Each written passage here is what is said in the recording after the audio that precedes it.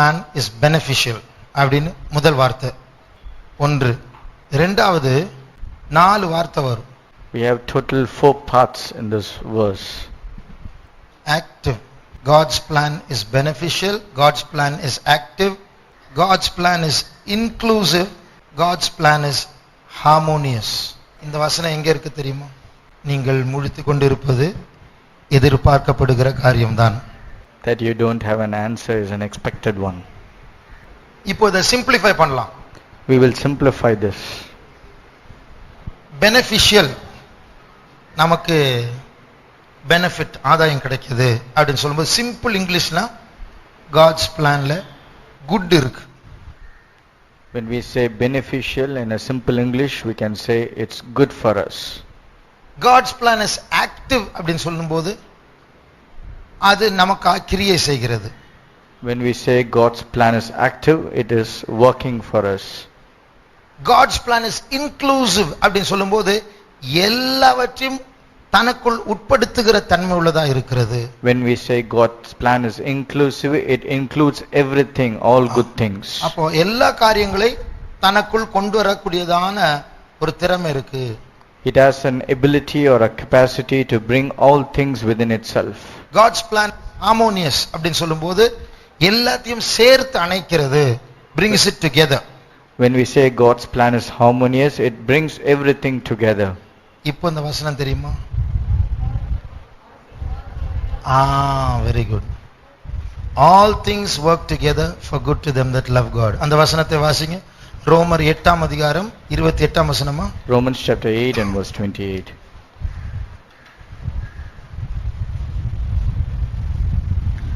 அன்றியும் அவருடைய தீர்மானத்தின்படி அழைக்கப்பட்டவர்களாய் தேவனிடத்தில் அன்பு கூறுகிறவர்களுக்கு சகலமும் நன்மைக்கு ஏதுவாக நடக்கிறது என்று அறிந்திருக்கிறோம். சகலமும் நன்மைக்கு ஏதுவாய் நடக்கிறது. All things work together for good to them that love God. இங்கிலீஷ்ல தமிழ்ல அந்த டுகெதர் இல்லல்ல, திருப்பி வாசிங்க. அன்றியும் அவருடைய தீர்மானத்தின்படி அழைக்கப்பட்டவர்களாய் தேவனிடத்தில் அன்பு கூறுகிறவர்களுக்கு சகலமும் நன்மைக்கு ஏதுவாக நடக்கிறது என்று அறிந்திருக்கிறோம். சகலமும் நன்மைக்கு ஏதுவாக நடக்கிறது என்று அறிந்திருக்கிறோம். இங்கிலீஷ்ல இப்படி இந்த வார்த்தைகளை இப்படி நாலா பிரிக்கணும். We can divide this verse in English with four of these words. Good, அந்த வார்த்தையை எடுத்துக்கொள்வோம். Let's consider the word good. அப்ப அந்த good உலகத்தாருடைய கணிப்பின்படி குட் என்று சொல்லாத சில காரியங்கள் ஆவிக்குரிய கணிப்பின்படி குட்டா இருக்கலாம். According to the perspective of worldly people, that which is not good in their sight may be good in spiritual angle. For example, எக்ஸாம்ல ஃபெயில் ஆகிறதுல ஏதாவது குட் இருக்கா? Is there anything good in failing an examination? இருக்கா? சொல்லுங்க, ஏதாவது good இருக்கா? S ன்னு சொல்றாங்க, சொல்லுங்க, சத்தமா சொல்லுங்க. அதுக்கு என்ன குட் இருக்குன்னு சொல்லுங்க. என்ன குட் இருக்கு?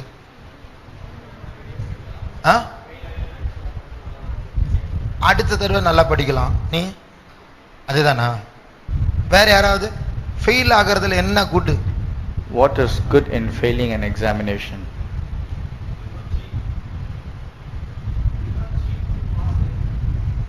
ஓகே, ஃபெயில் ஆகும்போது சீட் பண்ணி பாஸ் பண்ணல, காப்பி அடிச்சு பாஸ் பண்ணல, அதுல ஒரு நன்மை இருக்கு. There is a goodness that we have not copied others' paper in order to pass the exam. Correction. Fail ஆனதுனால உன்னை திருத்திக் கொள்ளலாம். Because we have failed an examination, we might correct ourselves of where we have failed ourselves. இன்னொரு good இருக்கு, இன்னும் சொல்லல. Fail ஆகும்போது ஒன்னு உடையுது. என்ன உடையுது? ஹார்ட் உடையுது. வேற ஒன்னு உடையுது, பெருமை. வெரி குட், பெருமை உடையுது. When we fail an examination, our pride is broken. அந்த பெருமை உடையும் போது ரெண்டு ரியாக்ஷன் இருக்கு. When the pride is broken, there is two reactions. ஒரு பொண்ணு 10thல ஃபெயில் ஆயிட்டான். A girl, பொண்ணா பையனா ஞாபகம் இல்ல, I'm not sure whether it's a boy or a girl, but they failed in an examination. அப்பா பயங்கரமா திட்டிட்டார். And the father scolded very badly. என்ன பண்ணா தெரியுமா? ஆத்திரத்துல, in anger, do you know what they did? கோவத்துல படி ஏறி மொட்டை மாடிக்கு போய் அப்படியே குதிச்சுட்டா, கீழே செத்துட்டான். And in anger, they went straight away upstairs and jumped from the balcony and they died. அவளால அந்த தாங்க முடியல. They are unable to bear that failure. அப்போ ஒரு உலக கணிப்பின்படி ஃபெயில் ஆனா, ஐயோ ஃபெயிலா. என் கிளாஸ்ல ஒரு பையன் இருந்தான். அவன்கிட்ட 11th படிக்கும்போது ஒரு வாலிப பிள்ளை வந்து கேட்டான் அவன்கிட்ட, உனக்கு எவ்வளவு மார்க்ஸ்? ஐ டோன்ட் ரிமெம்பர் அப்படின்னா. அப்படி அர்த்தம் என்னது? சொன்னா மானக்கேடு, அதனால சொல்லல, ஐ டோன்ட் ரிமெம்பர்னு அப்படியே பாலிஷா முடிச்சிட்டான். In my school days, there was a boy along with me where another girl came and asked how much he scored in the examination, and he said, I don't remember. The meaning is that if at all he could reveal that, then he shall be ashamed of it, so he hid it. ஆவிக்குரிய ஜீவியத்துல நமக்கு என்ன நடந்தாலும், அதாவது தீமை என்று மற்றவர்கள் சொல்ல காரியங்கள் நமக்கு நன்மையா ஆண்டவர் மாத்துவார். In the spiritual life, whatever others say that this is an evil might be good for us. ஒருத்தர் இப்படி சாட்சி சொன்னார். Once a person gave a testimony like this. எல்லாம் இருந்தது, எனக்கு நிறைய பணம் இருந்தது. I had lot of money. இப்ப எல்லாம் போச்சு. Now I have lost everything. ஆனா எல்லாம் போன போதுதான் நான் இயேசுவை தேட ஆரம்பிச்சு இப்ப அவரை கண்டுபிடிச்சேன். அதனால இப்போ எனக்கு இயேசு இருக்கிறார். But after I lost everything, I went in search of Jesus and I found him. Now I do not have anything else, but now I have Jesus. உலக கணிப்பின்படி எல்லாம் போச்சு என்று சொல்வது பயங்கரமான ஒரு நிந்தையான ஒரு காரியம். ஆனா இவருக்கு ஆவிக்குரிய ஜீவியத்தில் ஒரு நன்மையாக மாறிடுச்சு. According to the world, losing everything is of poverty and people will look down upon, but in his spiritual life this man has gained the most important thing. ஒரு பெரிய கம்பெனி டைரக்டர் ஒரு முறை இப்படி சாட்சி சொன்னார். Once a company director of a big company, he gave a testimony like this.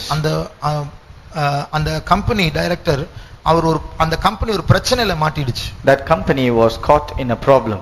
அந்த கம்பெனில எல்லாரும் ரட்சிக்கப்பட்டவங்க. All the people in the company are saved. எல்லாரும் ஜெபிச்சாங்க. All the people together they prayed. இவர் போய் போலீஸ் ஸ்டேஷன்ல எல்லாம் உட்கார வேண்டி இருந்தது. It happened that he has to go even to sit in a police station. ஆனா எப்படியோ கர்த்தருடைய கிருபையால வெளிய வந்துட்டார். But by the grace of God he was delivered from there. அப்ப அவர் ஒரு வார்த்தை சொன்னார். அவரும் ஒரு ஸ்பிரிச்சுவல் மேன், ஒரு ஆவிக்குரிய மனுஷன் தான். He also was a spiritual man and he said a particular word. அவர் சொன்னார், though I am a director, now I know how vulnerable I am. அதாவது நான் எவ்வளவு ஒரு மேலிடத்துல இருந்து ஒரு அதிகாரியா இருந்தாலும் தீமை என்னை ஈஸியா அணுகலாம். நானும் ஒரு ஆபத்துக்குட்பட்ட ஒரு மனுஷன் தான் என்று இப்பொழுது புரிந்து கொள்கிறேன் அப்படின்னு சொன்னார். He said that though I am a director of a company, yet I am a vulnerable man, very easily prone to danger. அப்ப உலகத்தாருடைய கணிப்பின்படி டைரக்டரா இருந்து போய் ஸ்டேஷன்ல உட்கார்ற மாதிரி ஆயிடுச்சு, என்னப்பா நீ என்று கேட்கிற விஷயத்தை இவருக்கு ஒரு நல்ல பாடத்தை கற்றுக்கொள்ளக்கூடிய நானும் ஒரு மனுஷன் தான், ஆண்டுடைய கிருபை இல்லாம ஒண்ணும் நடக்காது என்று உணரக்கூடிய ஒரு நல்ல காரியமா மாறிடுச்சு. In a worldly angle, people would have said to him saying, being a director, it happened that he had to go and sit in a police station, how shameful that it is.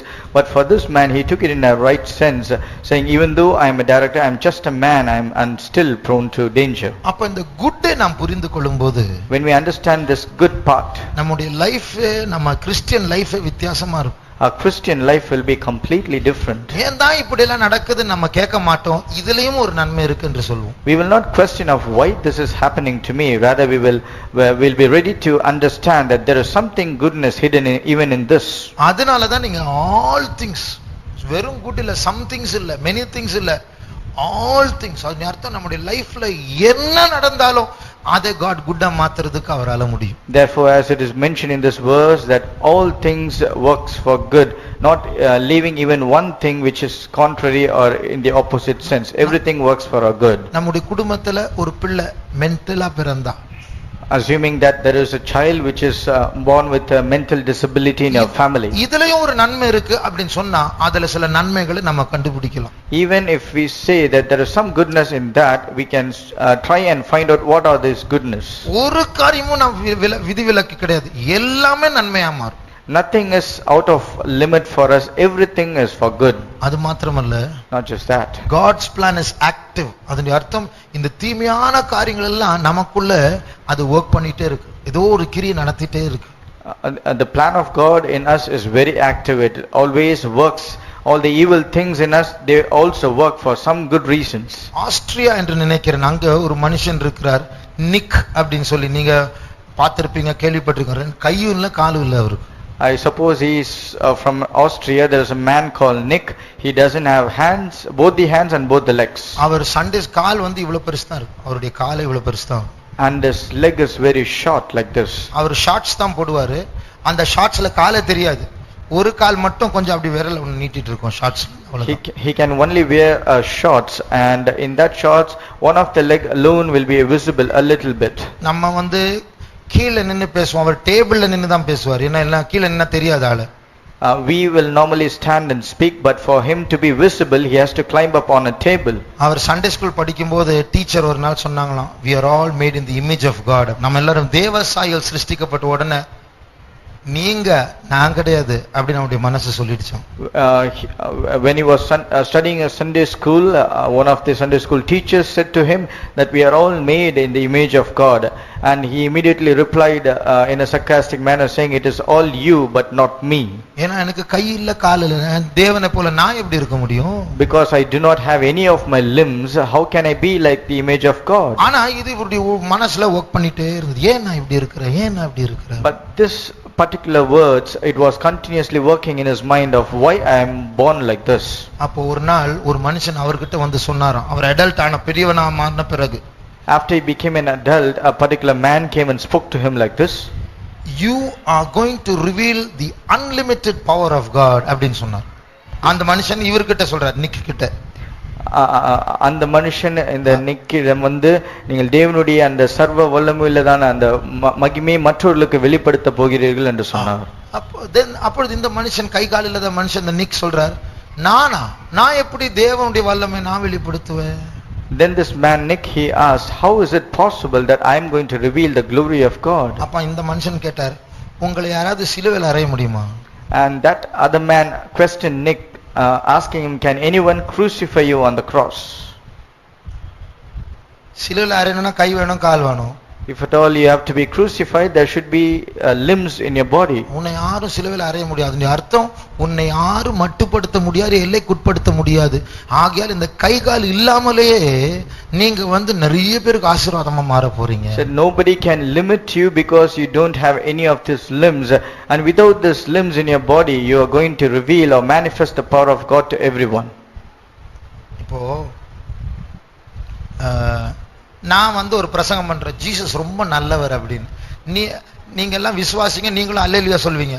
நான் ஒரு புது crowd கிட்ட போய், இந்துக்கள், Muslims, நாஸ்திகர்கள், அவங்க கிட்ட போய் இயேசு நல்லவர் அப்படின்னு சொன்னா, அது நீ வச்சுக்கோ, என்கிட்ட பிரசங்கம் பண்ணாதே அப்படின்னு சொல்லுவாங்க.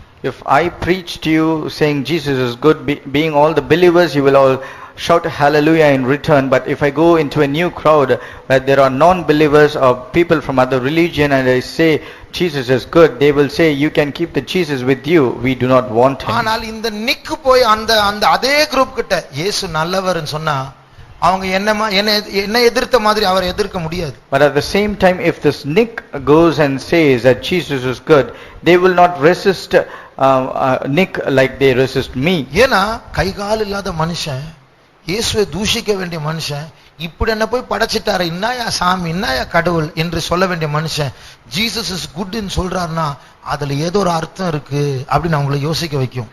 It will make the people to think, if a normal man, if a man like Nick who doesn't have any of the limbs says that Jesus is good, there should be some reason behind it. He should supposed to be cursing the Lord because he has nothing in his body. ஒரு நாள் Jesus is good ன்னு சொல்லி பிரசங்கமே பண்ணினார் இந்த நிக். On a particular day, this Nick, he conducted a sermon under the title that Jesus is good. அந்த கூட்டம் முடிச்சிட்டு நிறைய பேர் அவர் வந்து கட்டி பிடிச்சு அழுதாங்க. After the meeting got over, many people came to him, they embraced him and they wept. இவருடைய குறைவு ஜீசஸ் இஸ் குட் என்கிற வார்த்தை இவருடைய அறிக்கை அப்படியே உயர்த்திடுச்சு. அதனால தான் அவங்களால சும்மா இருக்க முடியல, கண்ணீர் வடிக்க ஆரம்பிச்சாங்க. His shortcoming in his life or in his body, that made the name of the Jesus to be exalted above all, and because of which many people were touched in their hearts, so that they came and wept before him. அதனால God, Jesus is good, எல்லாமே நமக்கு நன்மையாய் நடக்கும் என்கிற காரியம், all things எல்லாம் work பண்ணும் நமக்குள்ள. அது வர்க் பண்றது மாத்திரமல்ல, எல்லாமே சேர்ந்து, எல்லாமே தீமையா நடக்காது. ஒரு தனிப்பட்ட காரியத்தை மட்டும் அப்படி பிடிச்சு நம்ம பார்த்தா அது தீமையா தான் இருக்கும். ஆனா முழு பிக்சரை நம்ம பார்க்கணும். இந்த சம்பவம் இந்த சம்பவம் இந்த சம்பவம் அதுவும் இதுவும் எல்லாம் சேர்த்து பார்க்கும்போது இதுல நன்மை இருக்கு என்று நாம் புரிந்து கொள்ளலாம். Not just all things work good things in our life, but they are all together working good things. If at all you take just one aspect of whatever is happening in our life, it might sound to be evil, but when you consider all together, all these things together will work good for us. அதனால நம்ம ஐசோலேட்டடாக ஒரு incident எடுத்து ஒரு காரியத்தை எடுத்து ஏன் என் லைஃப்ல இப்படி நடந்தது அப்படி நம்ம தனியா எடுத்து பார்க்க கூடாது. all things work together அப்படினா நன்மை தீமை நேற்று நடந்த காரியம் போன வருஷம் நடந்த காரியம் கடவுள் எல்லாத்தையும் சேர்த்து அதை நன்மையாக மாற்றுவார். We should not take one isolated incident in our life and try to find fault with that, saying this is evil that has happened in our life. Rather, we need to consider everything that is happening in our life, maybe a month early or maybe a year earlier. We need to consider everything together, then we can understand that all things work together for good. இப்போ ஒரு கேள்வி. Now I have a question. all things work together for good. அத எல்லாமே நன்மைக்காக நடக்கும். இது இந்த வார்த்தை யாருக்கு புரியும்? எந்த மனுஷர்களுக்கு புரியும்? When it is said all things work together for good, who can understand these words? சொல்லுங்க. those who love God. To them that love God. தேவனில் அன்பு கூறுகிறவர்களுக்கு தான் இது புரியுது.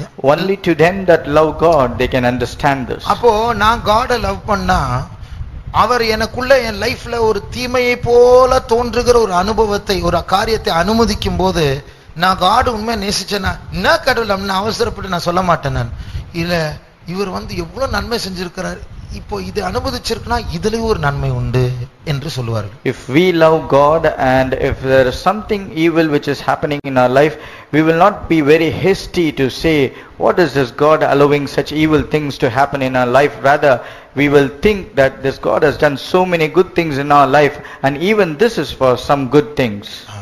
யாக்கோபுடைய லைஃப் எடுத்து பார்த்தா when we consider the life of Jacob, நொண்டியா இருக்கிறியே அன்னைக்கு தனியா தள்ளப்பட்டியே உங்க மாமனார் ஏமாத்திட்டாரு அதுக்கப்புறம் உன் பேர் அந்த ஊர்ல நாறிடுச்சே இதை பற்றி நீ என்ன யோசிக்கிற? அவர் சொல்லுவாரு அப்பெல்லாம் நான் தப்பா நினைச்சேன் இப்போ பின்னாடி பார்த்தா எல்லாம் நல்லது அப்படின்னு சொல்லுவாரு. If we ask Jacob that you were isolated, you were alone and you were cheated by your father-in-law, then as well you had to face a problem in a strange land, and then he will reply, initially even I thought these are all not good for me, as some bad things which happened in my life, but after coming through all this way and whatever happened to me right now, if I look back, all these things have been done for good in my life. ஒரு story இருக்கு, very powerful story. அது ஒரு நல்ல வல்லமையான ஒரு story தான், ஆனா story தான் அது. There is one powerful story which has a good meaning, but still it is a story. ஒரு நல்ல கருத்து உண்டு. It has a good moral in that. தேவன் நீங்க கேள்விப்பட்டிருப்பீங்க, அது ஒரு பழைய ஸ்டோரி தான். You might have heard it, it's an old story. கேட்காதவர்களுக்கு சொல்லுகிறேன். I'm just going to say those who have not heard about it. தேவன் ஒரு மனுஷனை மலை ஏறி அந்த மலை உச்சியில் இருக்கிற ஒரு பாறையை தள்ள சொன்னார். God asked a particular man to climb up a mountain and to roll down a big rock which was on the top of the mountain. To push it. அப்போ அவன் உன்னை கீழ்ப்பிடிச்சு மேலே ஏறி அதை தள்ளினார், அதை அசையவே இல்லை. Immediately obeying the Lord, he went up, he tried to push that particular rock, but it never moved. அப்போ கீழே வந்தார். He came back. அடுத்த நாள் ஆண்டவர் திருப்பி சொல்ல மேலே போய் அதை தள்ளு அப்படி. Again the next day the Lord asked him to go up and push the stone again. மேலே போய் முழு பலத்தோட அப்படி தள்ளினார், ஒரு இன்ச் கூட அசையல அது. Again he went up and he used all his force to push the stone down below, but nothing happened. திருப்பி வந்தார். Again he came back. இப்படி ஒவ்வொரு நாளும் ஆண்டவர் சொல்றார் மேலே போ அதை தள்ளு அப்படின்னு சொல்லிட்டு ஒரு வருஷம் ஃபுல்லா தள்ளினார், ஒரு இன்ச் கூட அசையல. Likewise each and every single day the Lord will ask him to go up to push that stone down, and he will also try, but nothing happened, the stone never moved an inch. கடைசியா அடுத்த நாள் திருப்பி ஆண்டவர் போய் தள்ளுன்னு சொல்லும்போது அந்த ஆளுக்கு கோபம் வந்தது. But after this 1 year, again the next day when the Lord asked him to go and push it down, this man got angry. ஒரு வருஷம் ஆண்டவரே கேள்வி கேட்காம நீர் சொன்னீர் என்று சொல்லி நான் மேலே ஏறி தள்ளுற, ஒரு இன்ச்சு கூட அசையல, இன்னைக்கு கூட தள்ள சொல்றீங்களா ஆண்டவரே, என்ன நியாயம் இது? Oh Lord, for the past 1 year you have asked me to go up to push the stone down below without asking one single question. I simply obeyed you, went and pushed it, but the stone never moved even 1 inch, but still you are asking me to do that again today. ஆண்டவர் சொன்னார், நான் அதை உன்னை தள்ள தான் சொன்ன, அதை அசைக்க சொல்லலையே அப்படின்னு சொன்னார். Then the Lord replied, I have asked you to just I asked you to push it, I didn't ask you to move it. I asked you to push it but not to move it. அப்ப இவருக்கு இன்னும் கோவம் வந்துச்சு. அப்ப அசைக்கலன்னு சொன்னா அப்ப எதுக்கு தள்ள சொல்றீங்க? Then he got much more angry. If at all you do not want to move it, then why are you asking me to push it? ஆண்டவர் சொன்னார், உன் கையை பார், உன் காலை பார். Then the Lord asked him to look at his hands and his legs. ஒரு வருஷம் உன்னை தள்ள சொல்லி தள்ளி தள்ளி தள்ளி நீ ஸ்ட்ராங் ஆயிட்ட, நீ பாறை மாறணும் அசையணும் நீ நினைச்ச, நான் உன்னை மாத்த தான் பார்த்தேன் அப்படின்னு சொன்னாரு. After trying to push this rock for 1 year, you have become much stronger like a stone. My purpose was to make you strong, not to move the rock. அப்போ நாம் சூழ்நிலைகளை பார்க்கிறோம், அதுல தீமையை பார்க்கிறோம். ஆண்டவர் உள்ளத்தை பார்க்கிறார், நம்மை அவர் மாற்றிக் கொண்டு இருக்கிறார். We see the circumstance and we see all the evil in a particular circumstance.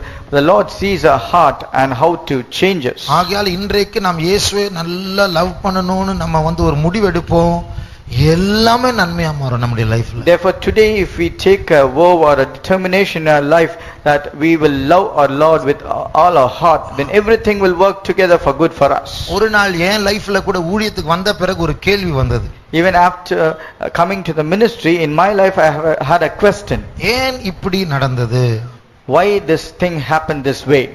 அடுத்த நாள் வாய்ஸ் ஆஃப் பென்டிகாஸ்ட்ல மேகசின்ல ஃபுட் நோட்ல பிளாக் லெட்டர்ஸ்ல போல்ட் லெட்டர்ஸ்ல ஒரு வாசகத்தை வாசித்தேன். If you want to have a close walk with God, leave some of your questions unanswered. அதாவது நீ தேவனோடு நெருங்கி நடக்க வேண்டுமா, சில கேள்விகளுக்கு பதில் இல்லாமலேயே விட்டுவிடு. The next day when I had this question of why this thing happened this way, in the voice of Pentecost, in the footnote there was written in block letters, if you want to walk close with God, leave some questions unanswered. அப்போ ஜீசஸை love பண்ணா question answer பண்ணதான் நான் கிட்ட வரும், என்ன பேச மாட்டேன் அப்படி நம்ம சொல்ல மாட்டோம்.